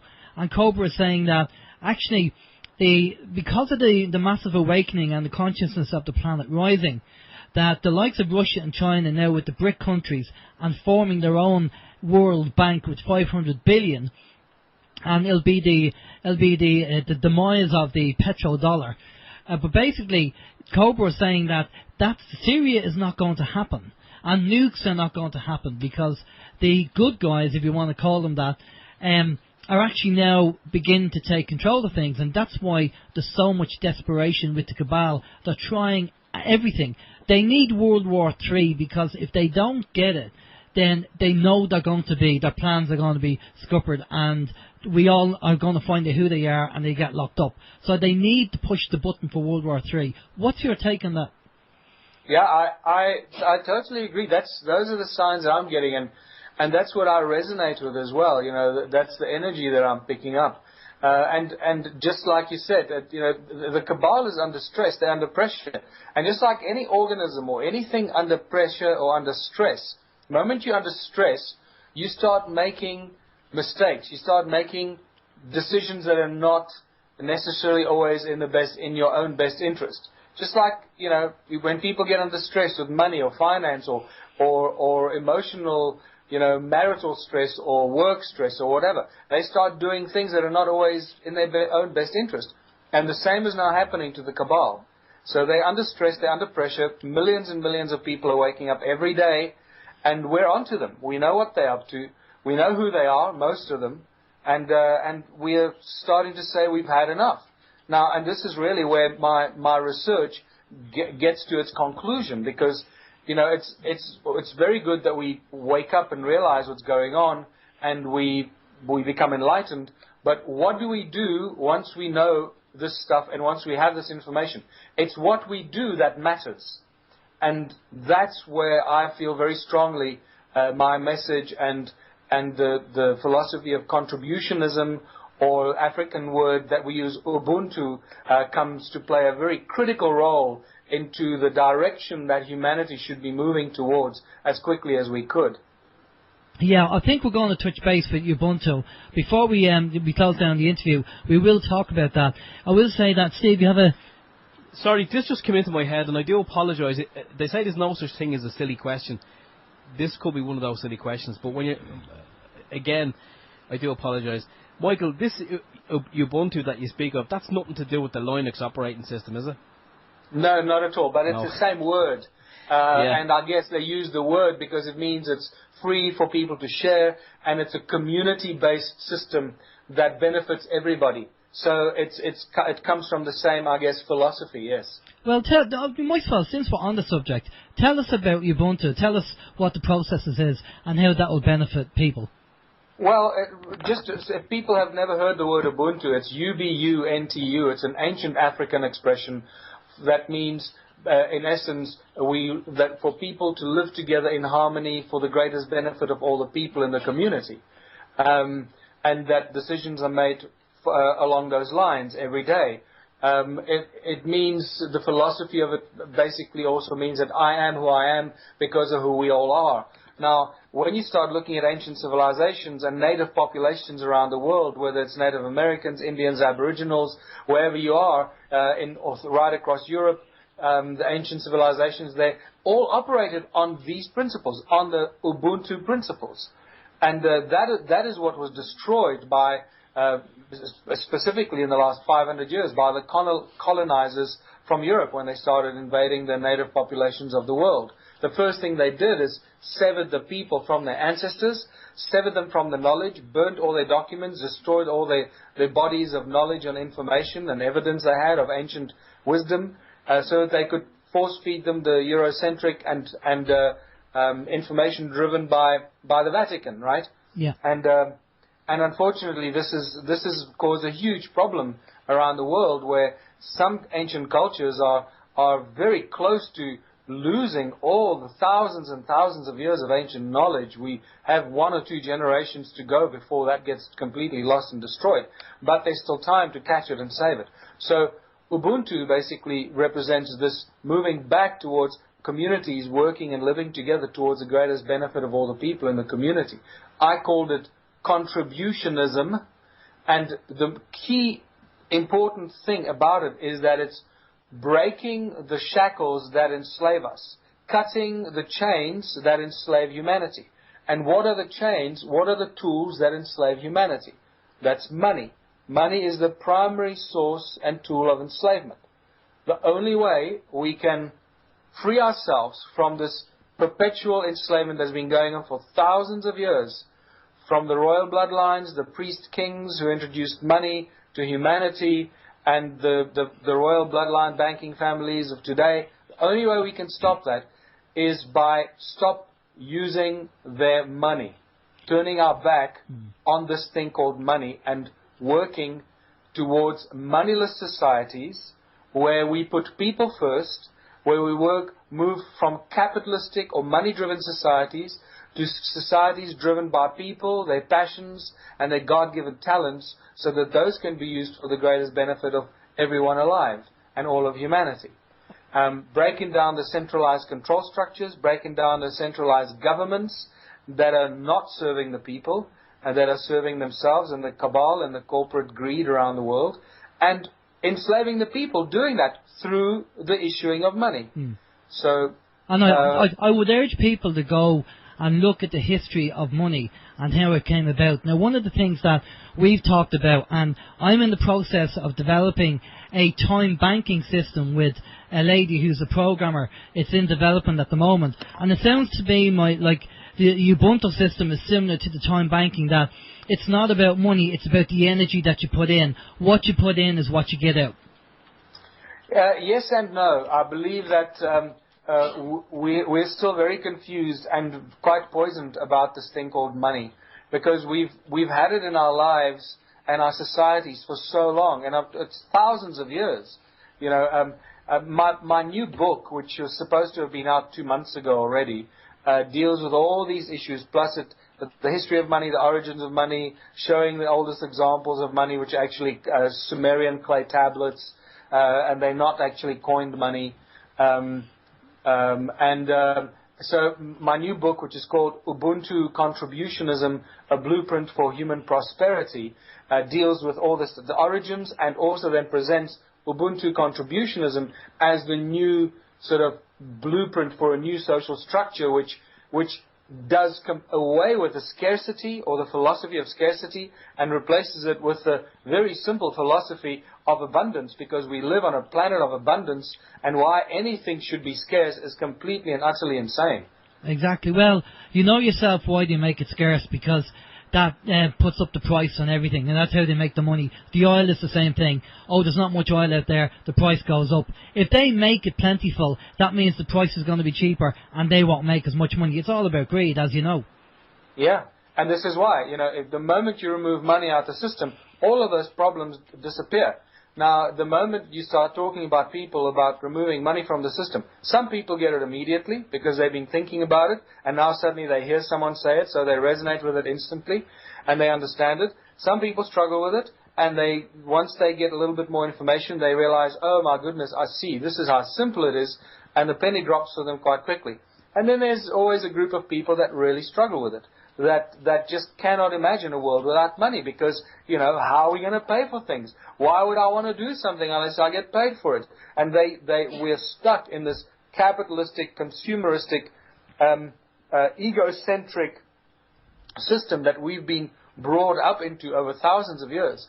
But it's a beautiful process of enlightenment as you start unraveling these threads of enslavement that keeps our mind poisoned to the capitalistic system, thinking that we've got to have some sort of an exchange system, otherwise things can't function. That is not true. In fact, those are the lies. The sooner we stop thinking about that and realize that competition is not good, cooperation is good. Well, I can kind of, I might be able to help you in that, I don't know, but the whole idea, see, with the thing with the time banking that we've been looking at and I'm developing at the moment, is about the energy that you put in. What you put in, I mean, it basically just works. What you put in is what you get out. If you're a person who's lazy, who doesn't want to do anything, you're not going to get anything out of it. Now, from a psychological point of view, from Neanderthal man, we will take the path of least resistance, which is less energy. And there are people out there, as you know, Michael, who are givers and takers. And the givers will use more energy, and the takers use as little energy as they can. So for the takers, money is very easy, because it's just paper money. If you want to buy something, they can use the paper money. They don't have to use energy to get credit, to go and do something. So I find that society fundamentally has got a lot lazier, and I think money is just convenient. And that's probably one of the arguments you're going to come across. Oh yeah, that's one of the 13 most frequently asked questions that you just brought up there. And the good news that I have for your listeners is that in my work and my research into this moving into a moneyless society, there only are 13 primary questions that I found.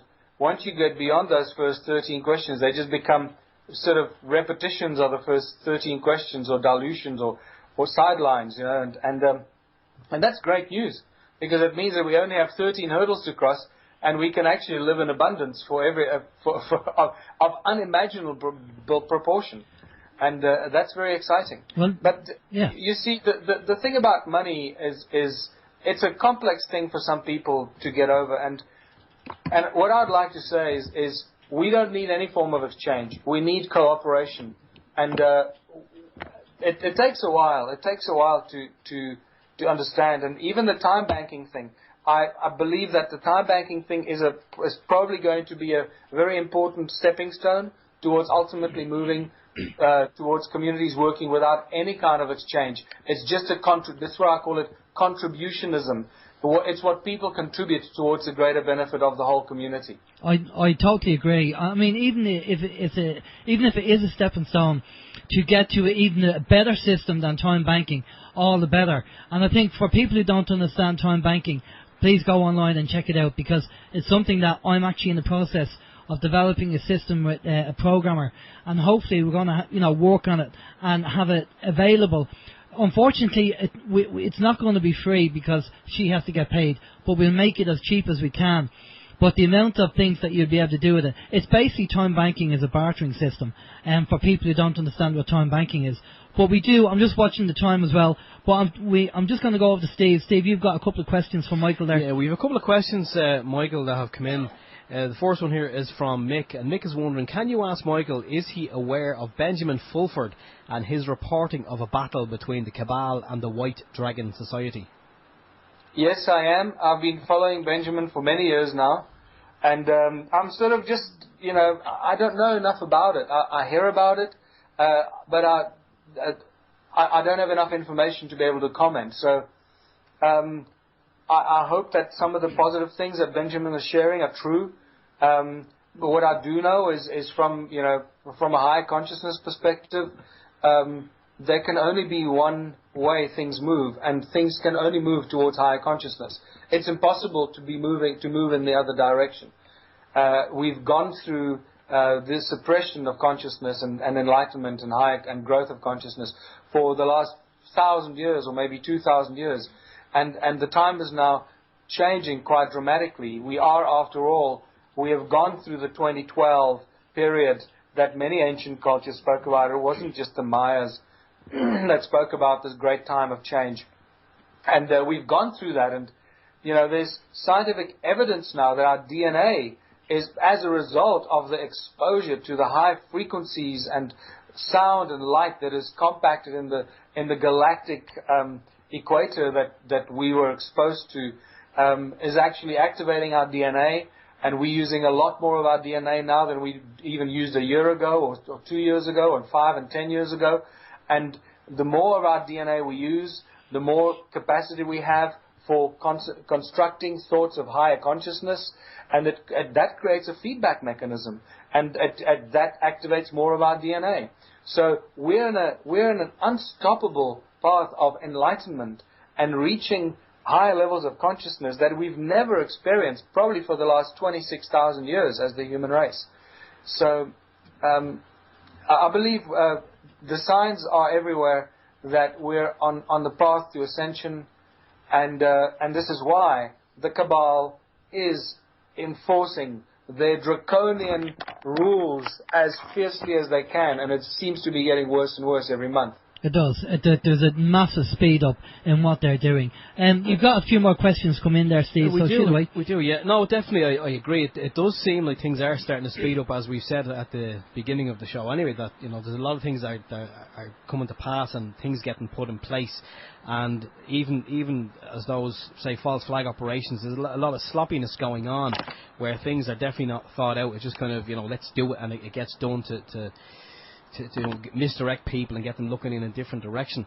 But I mean, even the whole 2012 thing, Michael, we were kind of waiting with bated breath for 2012. When we expected something to happen at the tail end of last year, and we kind of, even as a tongue in cheek on this program, we kind of said goodbye to our listeners on one of the Sunday shows, just in case we weren't there next week. And nothing happened, unless something happened on some conscious level that we're not fully aware of. I mean, is it possible that's something that could have happened on a conscious level that we haven't touched on yet? Yeah, that's exactly, and I'm glad you brought that up, because unfortunately the mass media and many less informed people, or people that picked up the wrong information about 2012, started spreading incorrect information about what 2012 really was. It was never supposed to be the end of the world. It was that has never been part of the prophecy. That's what the prophets of doom and gloom and disinformation were promoting, because that would feed into them being able to say, you see, all these new age junkies and these flower children of the new age are just talking nonsense, then nothing happened and so forth. But that was the messengers of the propaganda, disinformation propaganda.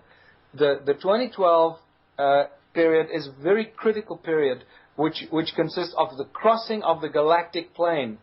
And in the galactic plane is encoded huge amounts of information in sound and light and other frequencies that we don't even understand yet. And those are the frequencies, they're like the keys that unlock our junk DNA. And this is the awakening moment. This is the process that we had to go through to start this unstoppable process of enlightenment and growth of consciousness. Our DNA is waking up. Our junk DNA is being activated through this process of crossing the galactic plane and the 2012 period. So it's a new age of enlightenment that we have started. That process has started, most certainly. You can see it, I'm sure, from your radio show and the kind of people that listen and how people are waking up. Those are the signs and the symbols of the new age that we've entered. Not anything to do with doom and gloom, the end of the world, and blah blah blah. That's all nonsense. No, I totally agree. But say when it was happening, or when we expected it to happen, because we're so open-minded here, and we'll go down any road or any avenue and see what lies down there.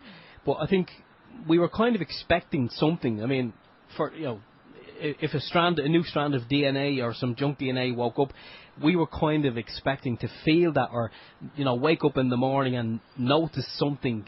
And it just never really materialised. But I mean, then again, it may have happened on some other level that we're just not aware of. But we just have to wait and see. I mean, but definitely things are starting to heat up. Michael, we have another question. It's from Chris, and Chris is wondering, can you ask Michael where the human races came from? Chris thinks that you may have once said that we are 6 different races. Yeah, well, just look at us today on planet Earth. The fact that the debate about the human race is not actually correct. It should be the debate about the human races. There are distinctly different race groups on planet Earth, and look around the different race groups, and so we clearly are not one race. So the different races must have come from somewhere, and the various suggestions as to where they came from, different star seeds, different extraterrestrials that seeded different race groups, or not necessarily each race group being seeded by a different star seed, but then genetic manipulation to create one from the other, and messing around with our DNA, which we now have physical evidence and scientific and genetic evidence that our DNA has been messed with. It's no longer a theory or an argument. It is now a scientific fact. So, we're different races, and the sooner we become comfortable with that, the easier it's going to be for us to move ahead as the human races and start, planning a way ahead for this planet and for humanity, as I would like to call us, that consists of number of race groups. Do you believe in the Claude Royale story? The Raelian movement, where he was a French rally driver and he had a visit from a UFO, and basically he's saying the same as what you're saying, is that we were seeded by different races, by different ETs, so to speak. Yeah, well, absolutely. My first book, Slave Species of God, goes into great detail about this, actually, and about how we, the human race, let's not talk about the specific race groups, but let's talk about the human race as we see ourselves today, that our origins are actually come from about 300,000 years ago by a group of beings called the Anunaki that came to Earth looking for gold, and they found gold in large quantities in southern Africa specifically, and they needed help to get the gold out of the ground, and they cloned a new being, what they refer to as the Lulu Amelu, or the primitive worker. There's phenomenal amount of information in the Sumerian texts about this and about the Anunnaki, and this is one of the most highly guarded parts of human history and information by the historical societies and the Kabbalistic educational institutions. Remember that our educational institutions are controlled by the Cabal, just like the banking institutions. So what we teach our children at school is not knowledge or skills for life. It's disinformation, so that we can keep procreating slaves that leave school completely brainwashed and spend the rest of their lives earning money, perpetuating the whole money trap until they die, and then their children keep doing the same. So this is the slave race that we were created to be. But the interesting thing about that is that our DNA was left enough. This is where the junk DNA comes into play, and why the junk DNA is so critical to this rapid rise of consciousness. And there's one of the entities of the Sumerian tablets talk about in great detail, which I talk about in my work, is Enki. And Enki was the guy that created this huge gold mining empire at the southern tip of Africa, and I present the physical evidence for that, showing more than 10 million stone structures. They all have sound energy that they generate, which we've measured. They use sound as a source of energy. We've measured higher sound frequencies coming out of these stone circles than have ever been measured anywhere on planet Earth. So it is spectacular breakthrough research and information about ancient civilizations. And this was all set up by the Anunnaki that we have phenomenal information in the Sumerian tablets about. We've I've done some quite a bit of research on an Anunnaki and everything that they found, and the actual technology they had was so advanced and stuff they found. But as they say, when the archaeologists find something that doesn't fit in with the dogma, then they obviously hide it or get rid of it because they can't show it or change everything. I'm just watching the time. We have about 10 minutes, Michael, so we're going to do a quick hit on some questions. We have a few questions come in, so if you can give us 1 or 2 line answers to these, that would be fantastic. Over to you, Steve. Okay, I'll ask these in no particular order. Michael, Duck Dodgers from the MSI chat room, he's wondering if someone helps him out on an agreement that he'll pay him at a later date, can I write, do you know what, I'll just read it as it's written, maybe it might be clearer. If someone helps me out on the agreement that I'll help him at a later date, can I write this promise to pay onto a piece of paper? I'm not kind of sure if that was one for the... All right, I just want to caution everybody here is do not start using promissory notes amongst humans of integrity. Because remember, the whole monetary system is a Kabbalistic scam, okay, that is being used as a tool of enslavement against humanity. I have successfully used the promissory note against the bank, against Standard Bank in South Africa, a very large promissory note, which they have not responded to in more than 4 months now, and which I have now taken as they've accepted, because I think if they start causing trouble about it, I'm going to end up back in court, and they don't want me back in court, because after 3 years I'm the wisest, or one of the wisest South Africans that has gone to school on all their crookery. So I think they probably want to leave me alone. So my advice is only write promissory notes to banks and government institutions. Okay, do not write promissory notes to other people. Okay, that's a good answer and a good warning to anyone out there who may have been thinking of going down that road. Michael, John McCann is wondering, are you aware of Mike Montagna and the MPE Mathematically Perfected Economy, and what are your thoughts on same? Yes, I had a long discussion with Mike, probably about 2 years ago. I don't know enough about it. Mike tried to explain it to me, but quite frankly, I think maybe I was too dumb to understand it. My immediate response is, if Mike believes it works, fantastic. I found it too complicated, personally. And once again, just like the Venus Project, right, which I've been following Jacques Fresco for many, many years, and I love what he's done for humanity. And everyone that is working towards this, including Mike Montagna, everyone has a role to play. But let's remember, it's about the people. So whatever we do must be for the benefit of the people first, and everything must come second. So just keep that in mind. Yeah, and speaking of Mike, we actually had Mike on the show there. I think it may have been last year, possibly the year before. I know he's been on a couple of times, and he did explain the MPE to us. And I can safely say you're not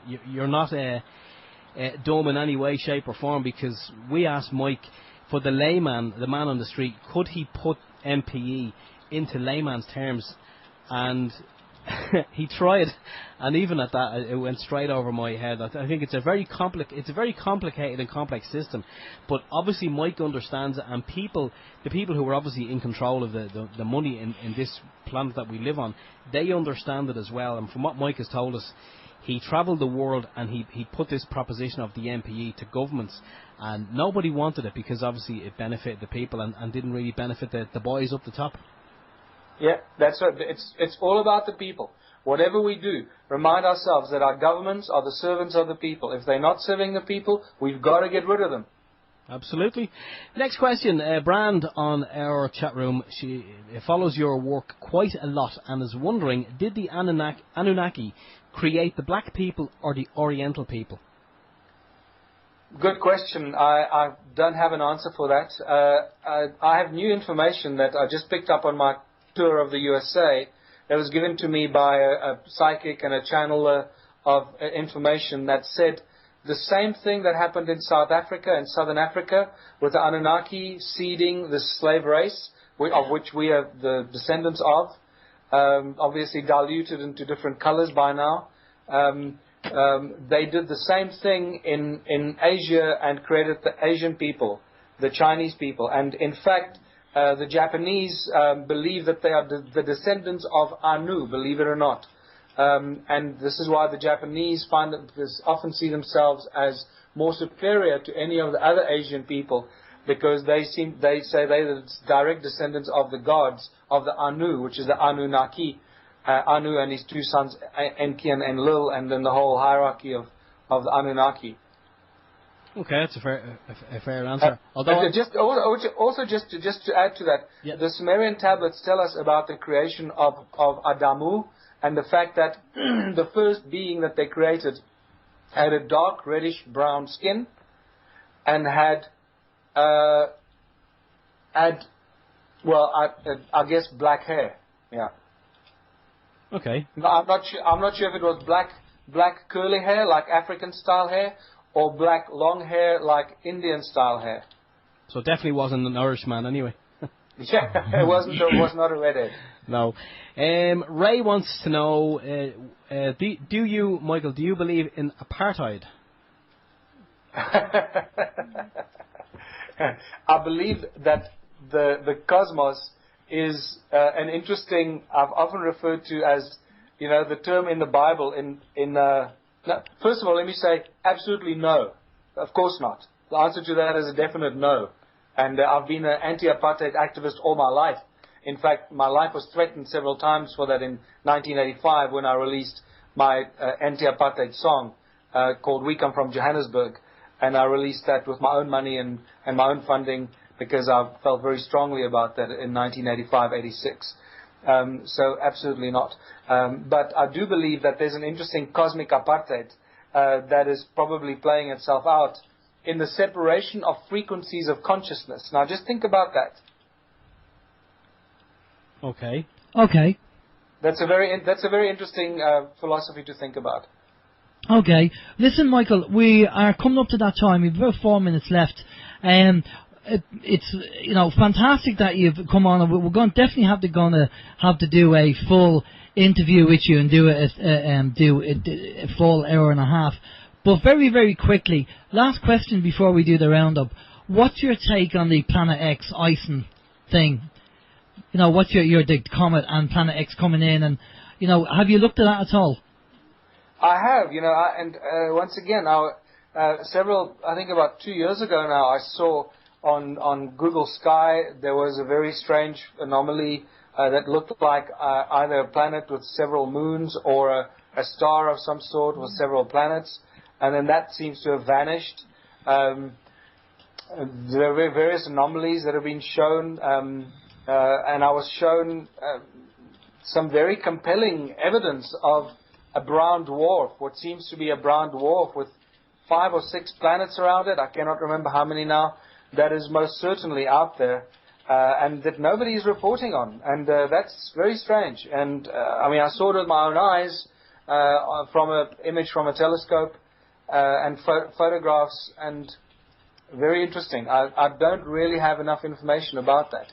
So have you looked at any of the information on YouTube, like Paddy Broussard or John Moore or anybody like that talking about what they reckon might happen in the next few months? No, I haven't actually. I'm not familiar with that at all. So I need to brush up on my Planet X information, I guess. Okay, because everybody seems to be talking about it. Nobody can say for sure what's going to happen, Yeah. So all you can do is kind of guess, look at the information, use a bit of discernment, and take from there, and whatever resonates with you, I think that's where we have to take it. But Michael, thanks a lot for coming on the show. It's much appreciated. Brilliant information. We'll have to get you on it again, as I say, for the full interview. I'm going to pass you over to Steve, and Steve will do the roundup with you. Okay. Thanks very much, Steve. Yeah, no problem, Michael. Actually, all I need from you is information or a website address or a YouTube channel or somewhere where people can find out, anyone whose appetites you may have whet this evening, where they can find out more about you, more about your work, and maybe some of your older material. That'll be great. And any closing words that you wish to say? Yeah, thanks very much for having me on. Great chatting to you chaps in Ireland. Can't wait to get out there for the first time. And just go to my website, michaeltalinger.com, and join my newsletter.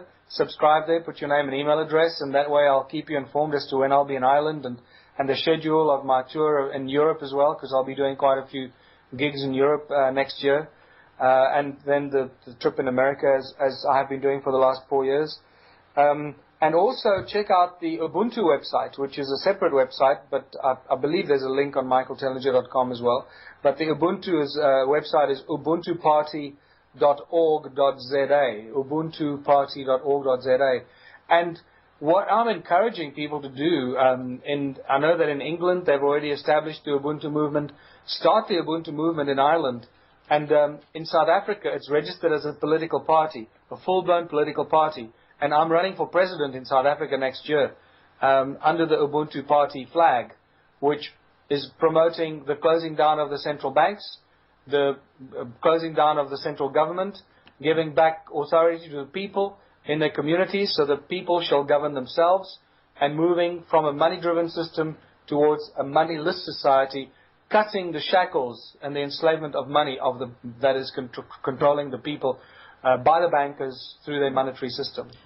So, sounds a bit like direct democracy to me, which is good, which is what we're trying to do over here as well in Ireland. But okay, Michael. Well, listen, Steve. I was going to say, it's great. I wish you, I'm sure we both wish you every success in running for the presidency. At least then, if and when you do become president, we'll be able to say, we knew you before you were president. We'll say we have the show, we have the podcast to prove it. Oh, and Michael, thanks a lot for coming on. Just stay with us there for a minute and we'll go over to a bit of music and we'll be back after this. This is Open Your Mind Radio on OYMradio.com, MSIRadio.com and UnitedWeStrike.com. And we're back. That was the very, very, very, very short version of United We Strike with Tommy Truther. That was a great information there with Michael. Fantastic. He has agreed to come on again. Yeah, no, we're going to get Michael on again.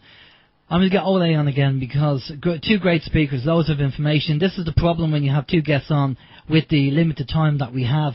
It's just the way it works. Kind of interesting that we have both of them on together. Yeah, well, everything's open for, open to be doing something like that. Definitely one for the pub crawl, though. He's definitely on. He's on the crawl, lads. Definitely one from the pub crawl. Okay. Right, sorry, but could you imagine if that ever came to fruition? We actually called it, and we got everyone in the one place, and we had a big... Well, Chris on the chat facility has the list. So, Chris, if you have the list, I don't know whether Chris is there, but Chris has the list of everybody that's on the pub crawl. He's making a list of it. So we can always checking it. We can get Chris a list, and we can get people in. Okay. Well, there you go. That's the show for tonight. Next week we have Walter Graham on. As I say, I'm taking a sabbatical for 3 weeks. I'm going to chill out, recharge the batteries. And, somebody said earlier on, am I going to the OYM bunker? Yeah, you never know. Yeah, there's a big hole in my back garden I'm going to be sitting in for 3 weeks. And I know there's a lot of people are saying, they're really going to miss you. I mean, it's 3 weeks, but in OYM terms, it's 3 days. Yeah, something like that. Well, no, I appreciate all the comments on the chat facility. Thanks a lot, everyone, for saying they're going to miss me. It's going to be good. I want to, hand over to Steve, and Steve's going to do a great job, I'm sure. And the guests he has on, you've Walter Graham, you're going to have Harry on from Read the People, and Karen Quinn Tostado is going to be on as well in the next 3 weeks. As I say, I will be probably around in the background, but I am going to try and kind of walk away and just, go off and tend my tomatoes that need a bit of work. But tend your tomatoes. Look, there's things growing in the garden, and I'm no green fingers, but my potatoes are growing, my tomatoes are growing, and speaking of things growing, you want to clean those gutters as well. Yeah, they need. Alan has a roof garden. Yeah, exactly. There's a few things growing there, but Sorry, thank you, Crown Copyright. I just want to say thank you. He's looking forward to me ballsing it up next week. Oh, okay. No, Steve won't be disappointed. Steve has actually done the show before on his own, so it's not as if he hasn't done it before. You have done it before on your own. Yeah, I know I have, but I mean, I'm no Alan James. I'm certainly, I'm not cut from the same cloth as you are. I mean, some people will call you the mouth from the south. The mouth from the south. Well, listen, there's no point being cut from the same cloth because that's what makes us different. And I'm sure you'll come up with your own set of questions anyway. Yes. Yeah? Yeah. Okay, you will do. Do my best. No, you will do. What's this copyright? Alan, off to hang with the globalists. 3 weeks is plenty time to get a few deals done. Yeah, we're going to have a secret Blinderberg meeting and get up to date on what's been going on. And my old pal Henry Kissinger, we'll have a drink with him as well. Good God, imagine doing something like that. Be fate worse than death, I should say.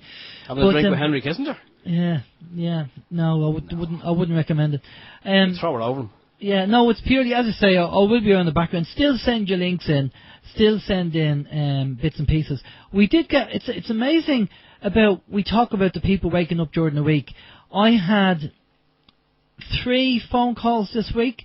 One lady, I won't mention any names, but she was an educational occupational psychologist who was really mad about the dangers of Wi-Fi and, what can she do about it. So we kind of pointed her in the right direction. She actually came through Barry Trower, and Barry said to ring the boys at OYM, and then we kind of pointed her in the right direction. Then we had another lady came on who listened to the Ricky Simpson show, and her mother was diagnosed with cancer. Doctors couldn't do anything, sending her home to die basically, and she wanted to know where she could get the hemp oil. And I explained to her the whole legalities with that and what's involved. And she was really, really annoyed that because of that, she could lose her mother, which is disgusting. You know, I mean, it is really bad. And I said, look, well, we're going to need to do something about it. We need to protest. We need to wake people up, and you know, because of the piece of paper, she's going to lose her mother. And that's a plant that you can grow, because there's nowhere that we know of that where you can get the hemp oil unless you actually grow it yourself. And obviously the lady down in Wexford didn't come on the show, and she probably wouldn't tell us anyway because of the repercussions if anything happens. So, which it's understandable, you know. That was a lady who done her own hemp oil, wasn't it? Well, I don't know whether she did it or whether somebody gave it to her or whether it was sent in through the post. I don't know. Yeah. But you know, good luck to everybody. As I say, logistically, myself and Steve are going to try and get down on Wednesday, but it is a nightmare during the week for us. But good luck to anybody who is going down, and I'm sure Steve is going to give a mention next week on the show and talk about it. If any news comes in or any video clippings that we can see, send them over and let us know. Yeah, I mean, all I can say, if I'm there, I will be there. If I'm not there, it's because I genuinely couldn't get time off, because where I work in the department that I work, there's only two of us, and the other chap, he is on annual leave as in from tomorrow. So it's, you know, unless a miracle happens, I'm afraid I won't be there. But yeah, Alan, please tell Abby's granny that Chris said hi. Yeah, okay. Yeah, I wish I was going over to see Abby, but I'm not, unfortunately. As I say, it's a break. No, I just commit to me. Heather, no more news or any updates on Claire Daly? No, I sent Claire loads of information, and I haven't heard anything back as of yet. So maybe I might chase it up. We'll see what happens. Okay. Well, but I am. Tell her I was asking for. I am. Yeah, I'm trying to take her. I'm trying to take a break. I'm trying to wind down and kind of walk away for to have a break. I know it's going to be very hard. But it is going to be very hard, because this is. I mean, I know we've only got a minute left. There's a lot goes on. That even I don't know. There's a lot of research, you know, sorting the wheat from the chaff. And Alan does a lot of this. He does the crux of it. He does most of it. And for him to just take a sabbatical and take time away, it's going to be very difficult. But I hope he can. Well, so I'm do sure I. everyone there will, send you good positive wishes and vibes and everything. Okay, we better go. Listen, everybody. We'll see you in 3 weeks' time, if not sooner. Because if something happens, maybe Planet X comes in. I don't know. Well, you might hear me sooner, but until then, we'll see what happens 3 weeks time. Take care, stay safe. This is Alan James. Have a good night. Okay, Crown Copyright, yeah, we're keeping an eye on the time. We're conscious of the time. I'll catch you all again next week. Myself, Stephen George. Take care. Very good evening.